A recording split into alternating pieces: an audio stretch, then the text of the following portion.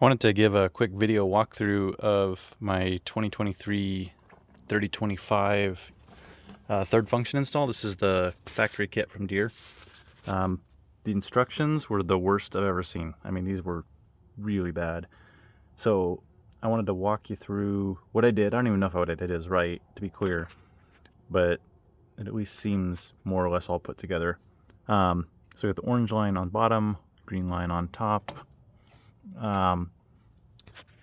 There's these posts here and they snap onto this line. I'm going to show it up higher so we can see better. But essentially you just stack two sets of these together and you put this plate. However, the plate collides. Let me come up here. If we can look down the back there, if you put the stiffening plate on, then you'll knock the lines out of these because it's just kind of a friction fit. Right, you can pry it, you can pop it out with your fingers. And so you have to take the bottom backing plate off to make this fit at all. Otherwise, again, these lines will come out. So I've got one here right next to this guy coming down the loader boom. And notice it's routed inside of this hose. And I've got maybe a 1/4 inch clearance. It's not good clearances, but it does have clearance. There's a, you can see it right there. This is just floating, but it does hold these separated. If you don't put that there, they almost want to touch. They kind of collapse together. And then we've got the second one down here above this post. So that's how I ended up routing them. The other thing is they didn't bother to tell you in instructions which part number is which. So 95 is the one that's on the bottom here. And this is what's so confusing. 95 has an orange dot on it, but 95 has this interior radius, so it's the smaller of the two radii. And you can see there is clearance, but barely. However, in the parts list, and so 95 is this guy, and he's got that orange dot. But then the parts list, I believe, unless I got it backwards, the male one is up high, the female is one down low. So we'll figure that out later. That might be backwards. I took this on and put this off, I don't know, like 20 times. It was like 4 hours. I spent 4 hours doing this. But notice how these are straddling the hose, right? There is clearance just a little bit on each side. I have operated the loader, and no ill effects there. So we're not rubbing anywhere. However, just as a factory issue, you can see I've got quite a bit of wear there on this main loader line. And that's since before my kit, obviously. I do tubes for a living. Like, this is engineering of these is my job.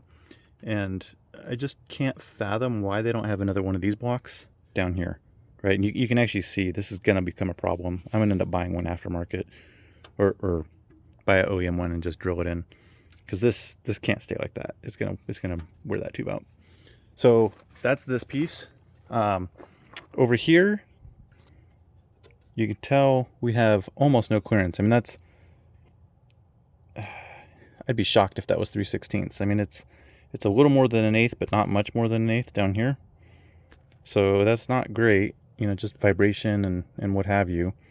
And so we're pushed back about as far as we possibly could go. I set it on the lower of the two, right? So you get the lower of the two, the pairs. So it's down there.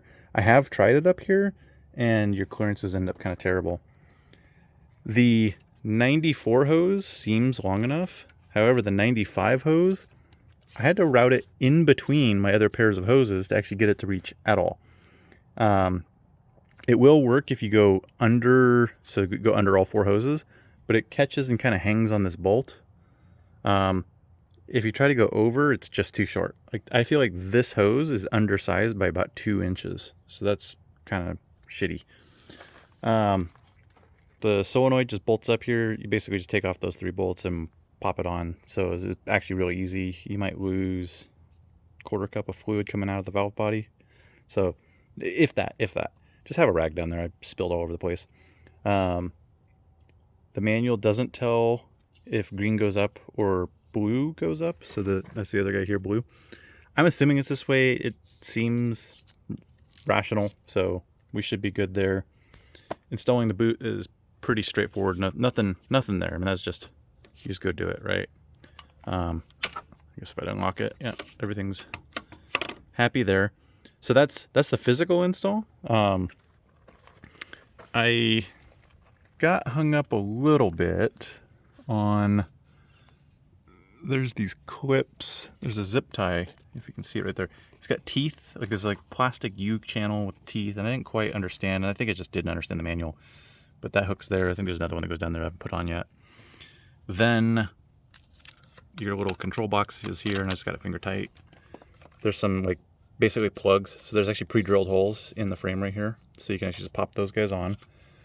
No issues there. And then we come down this loader line, or sorry, this is going back to the tank.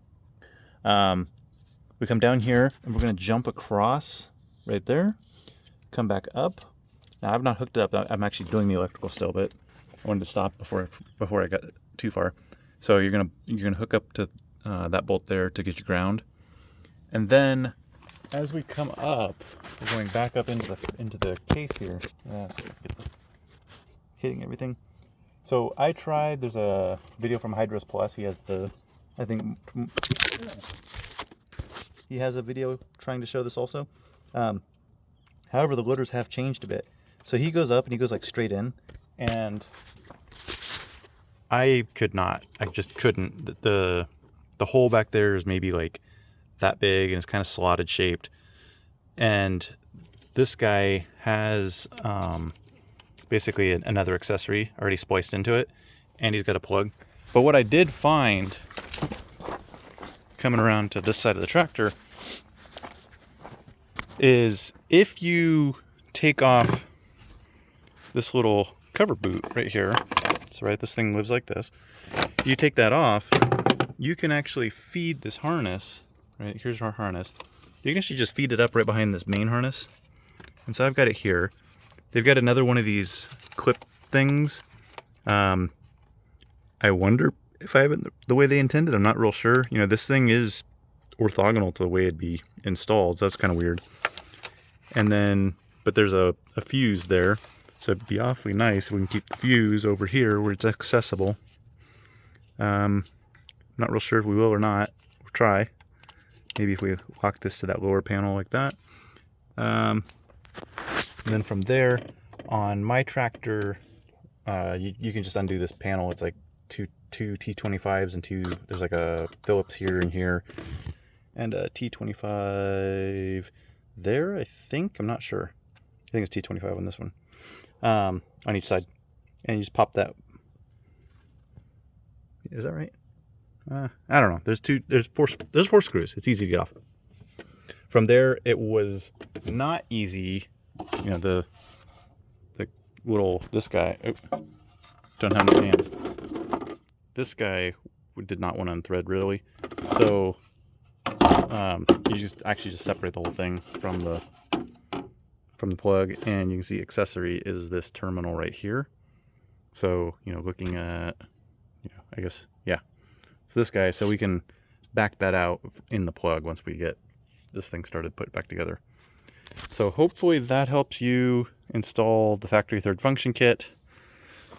I still don't know what to do about the hose. I mean, even with this routing, I find this hose is dodgy. Like, I'm very tempted to get a new custom hose made to replace this thing, because it's just frankly not long enough, I think. That's what I got.